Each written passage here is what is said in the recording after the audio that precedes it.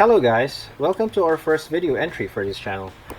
I am Mark Anda, I am an art hobbyist and a mechatronics engineer. I would like to share how I create my graphic novel from scratch. Now, this will not yet be a full-on video tutorial, but rather a visual library for my creative and thought process, which will help me keep track of my progress while sharing it to people who wanted to create their own characters for a graphic novel. So if you're interested in this kind of videos, please keep on watching. The Blood Reaver project is an attempt to recreate an old novel, which I have written about over a decade ago, I think. It's a fictional graphic novel I made as a way. It was way back in 2004, and I have always wanted to put this in reality. So I wanted to pick it up where I left off and finally do it for real. So of course, I've made a lot of mental iterations on the storyline. So the final story would be different from the original manuscript written by a high school student. So I will be sharing how I draw and how I conceptualize my characters.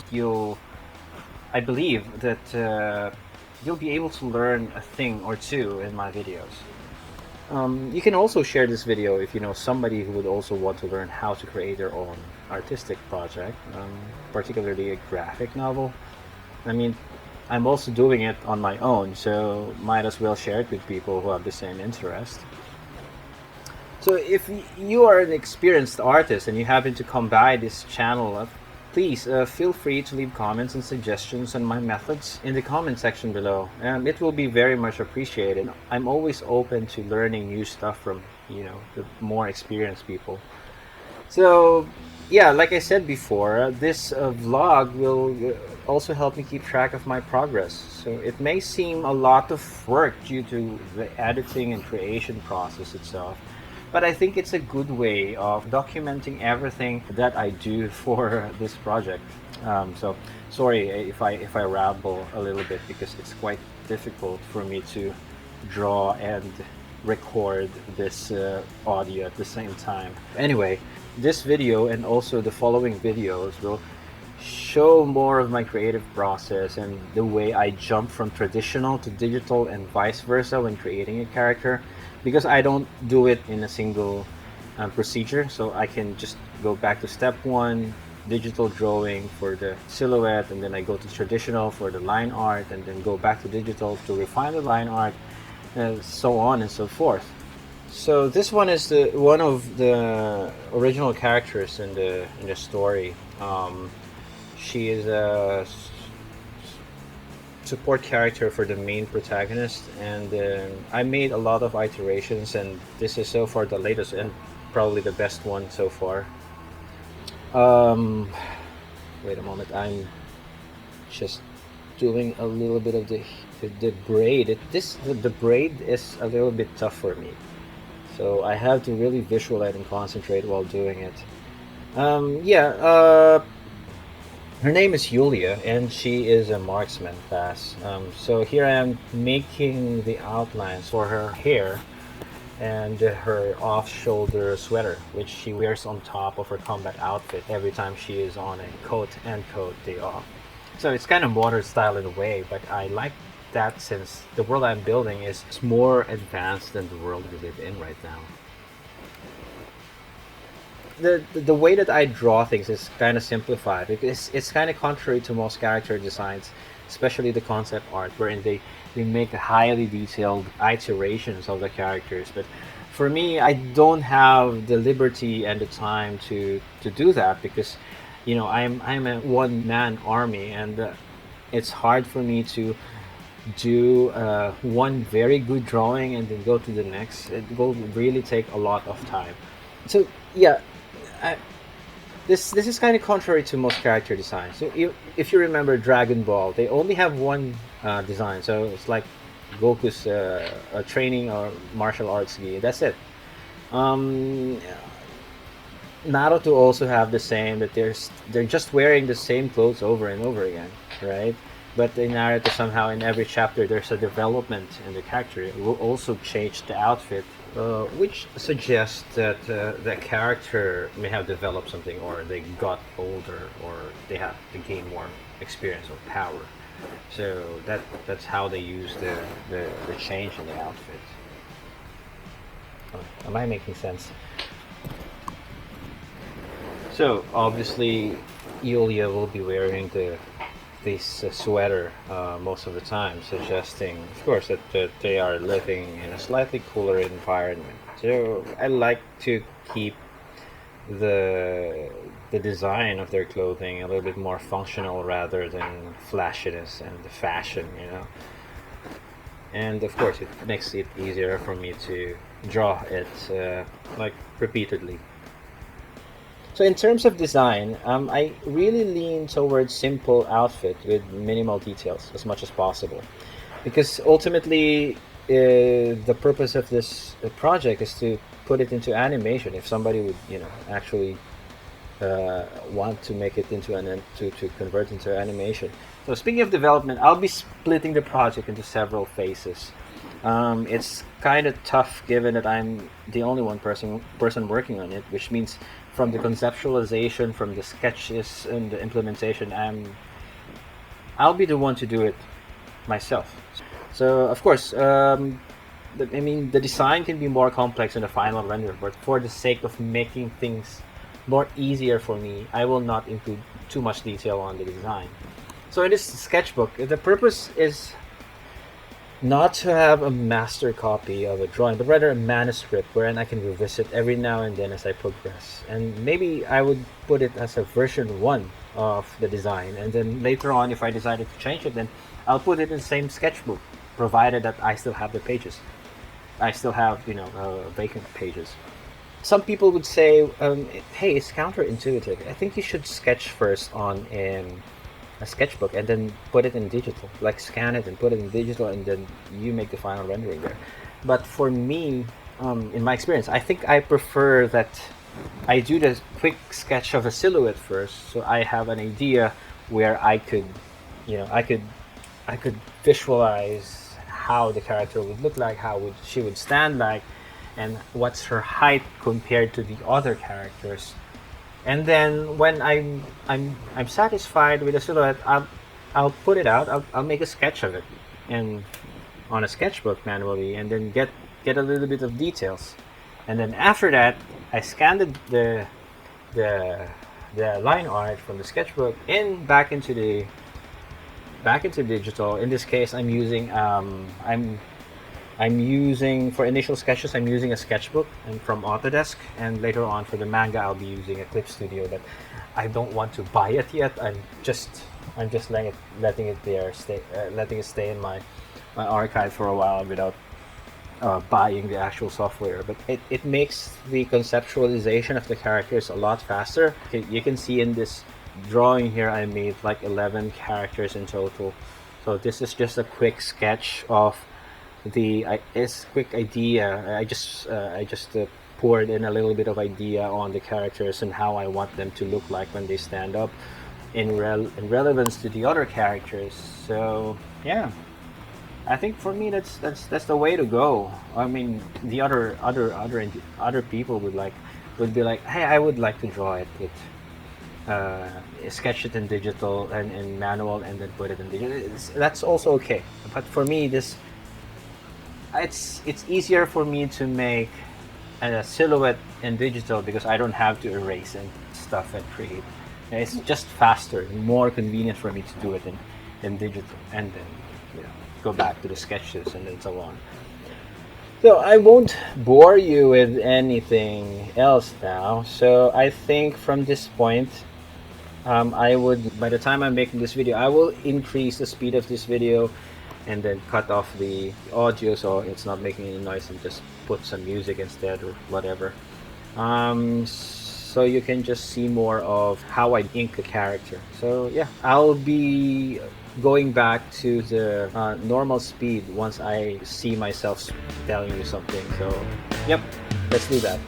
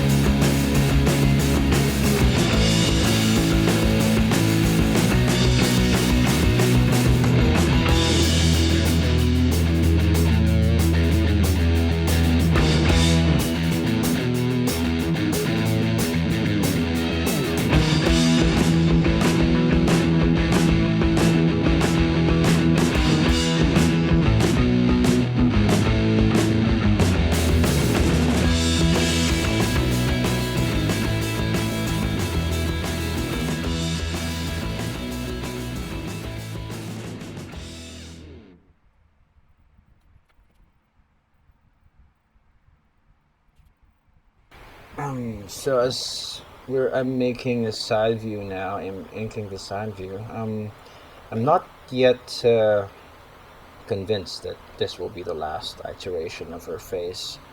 I'm still gonna make some more adjustments as I go, I move forward. But more or less, this will be the general look of her side view. Um, no, there's not much to say. It's just that I always try to draw the side view manually, so I can have a have a muscle memory of how I did it in manual before I can transfer it to a digital version.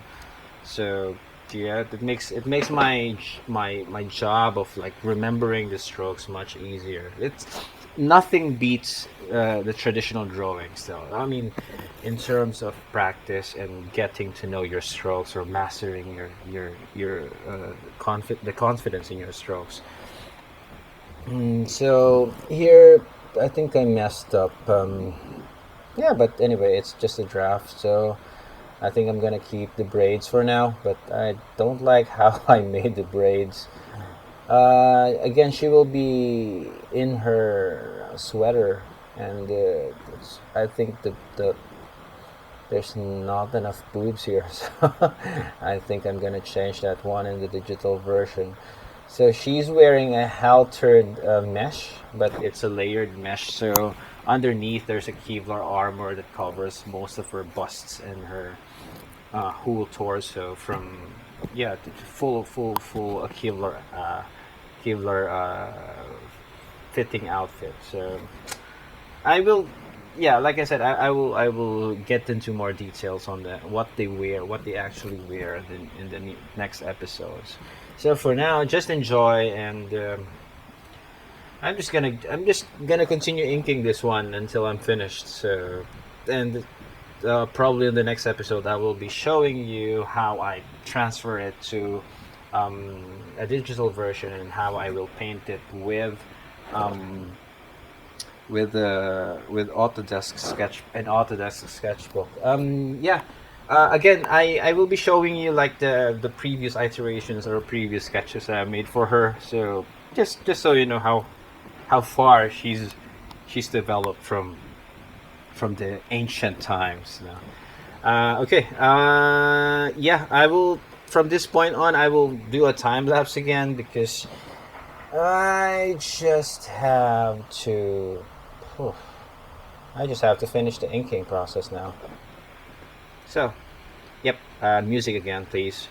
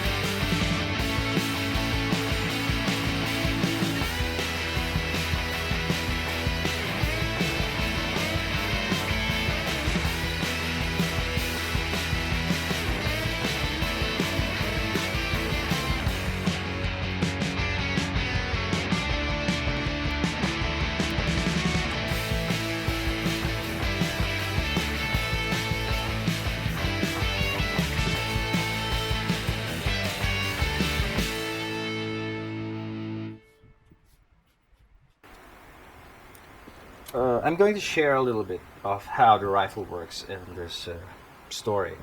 So these rifles doesn't use gunpowders. Instead, each bullet houses a single discharge ultracapacitor that powers the electromagnetic rifle to project magnetized metal. So the metal is the slug of the bullet assembly. So the metal comes with various sizes of slugs depending on the purpose. So there will be a lot of iterations depending on which nation is using it.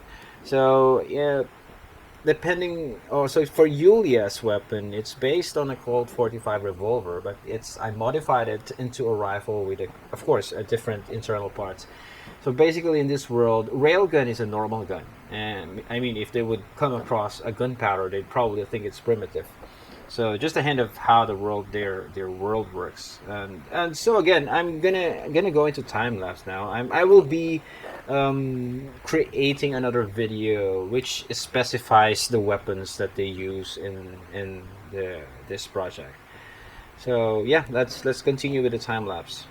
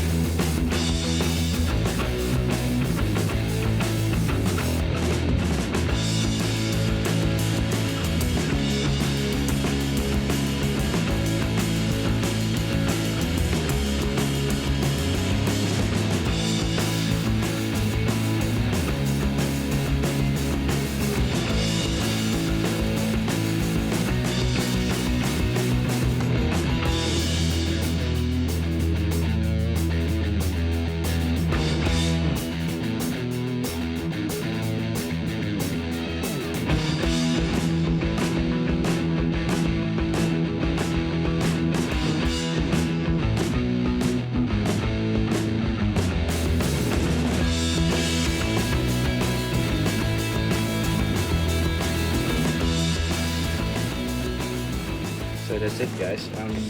If you like this video, give it a thumbs up and comment down below if you have some suggestions or you have some comments about my work methodologies. Uh, yeah, subscribe maybe, and let's see how this will take us in the future. Yep, that's pretty much it. See you in the next episode.